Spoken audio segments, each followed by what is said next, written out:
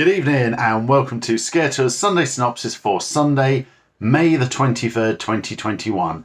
So the biggest thing that has obviously happened this week is the next step in the journey out of lockdown. So what that has meant is that indoor attractions and indoor venues can now open. So that means more rides have been available at the theme parks, escape rooms have been able to open, and attractions across the country. So we know that multiple escape rooms are now open. Passage del Terra in Blackpool opened on Monday. All of the dungeon attractions around the UK opened this week. Most of them opened on Monday, including the ones at Alton Towers and Warwick Castle. But Blackpool Tower Dungeon waited till yesterday to open, but they are all now open. War of the Worlds has reopened, the War of the Worlds Immersive experience. We'll talk more about that in a little while.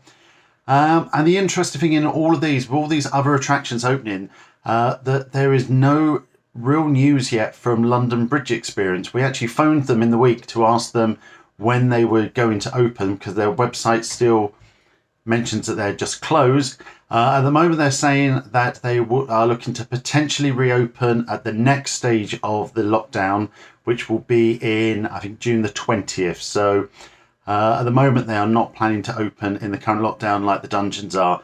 Probably thinking it'd be easier for them to open fully as opposed to try and do some social distancing and reduce capacity as some of the other attractions are doing.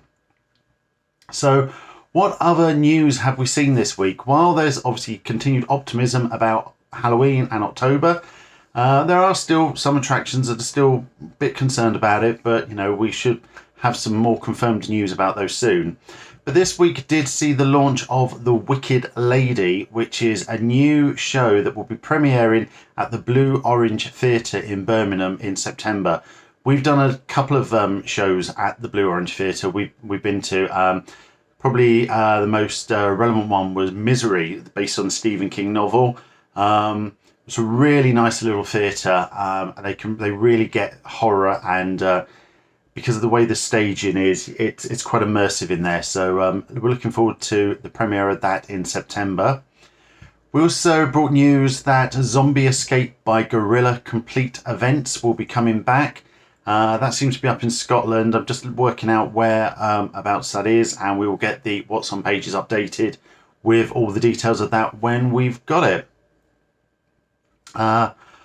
Also, this week has seen early bird tickets and the launch dates for Extreme Scream Park go on sale.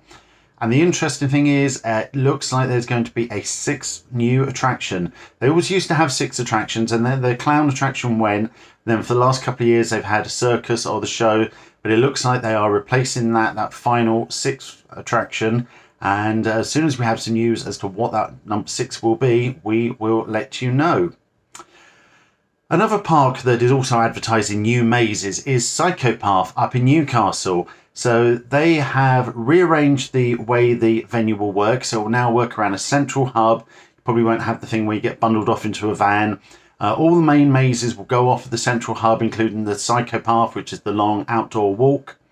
Ice Cream is back. Ice Cream was a really fun attraction built around an ice cream factory, but they've confirmed there'll be another 2 brand new attractions to be added to the lineup. And with the central hub and the entertainment and the music and whatever, it's a really impressive event. So we're looking forward to seeing more about that when it opens.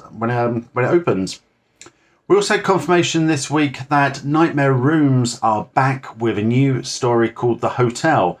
And they gave us a sneak peek that this is going to be based on the legend of H.H. Holmes. So for those who don't know, this was a New York serial killer who had a hotel in I think it was New York or Chicago. And it was like a maze. It was like a puzzle, and he trapped people in the hotel.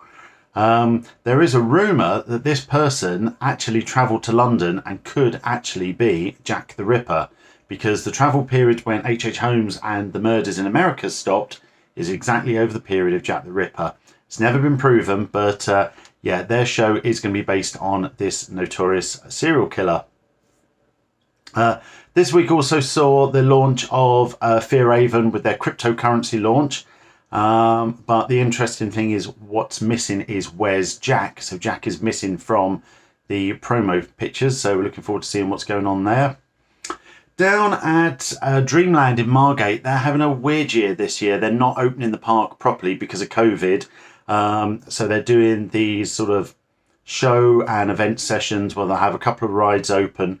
So what we don't know is what that will mean for Screamland, which is their large scare attraction event that they normally do. In the past, they've had 5 or 6 different mazes, all the rides open. There's a really good atmosphere down there. There's nothing listed on their main website at the moment. So whether Screamland as it was is going to go ahead or not, I don't know. We know a lot of the rides that were at the park have been removed over the COVID period.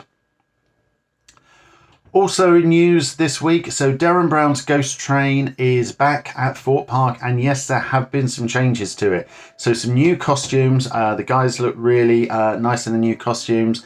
The VR and the main story is as it was before, but there have been some changes to the live sections when you have to get off the train and get back on. So yeah, well done to Thorpe Park for keeping that ride fresh. I know a lot of people don't actually like it. We really enjoy it, but yeah, it's nice to see they're constantly changing it. We also this week saw the launch of the award-winning Exorcist by Emergency Exit Games. That's now gone to become a click-and-play adventure. So if you haven't played that yet, definitely give that a look and see what's going on. So, of course, we have been really busy this week. We went out to Thorpe Park on Thursday. We'd like to thank the park for inviting us. We absolutely love Black Mirror. There is a video out there with all the footage on. You know, please do have a look. It is full of spoilers. So if you don't want to know, don't have a look. But we absolutely loved it. Our review is up. Again, there's no spoilers in the review.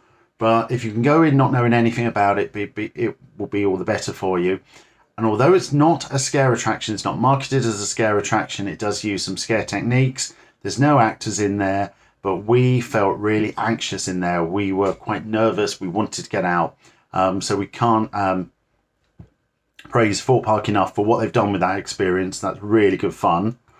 And then in the same day, we then went later that day to a press event for War of the Worlds Immersive experience. Now, we've already done this once before, but it's changed. They've changed some of the scenes because of COVID. It just reminds us how good this show is. The virtual reality is excellent, but that's only a little part of the whole show. It's all the actors, the sets, the scares.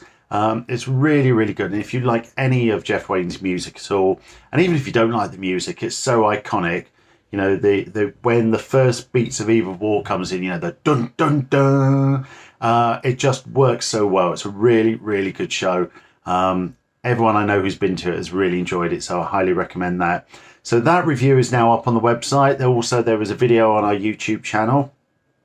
And that's about it. There's obviously a lot going on. More and more attractions are starting to get excited for Halloween. And as soon as we get more announcements about what's going on with them, we will let you know.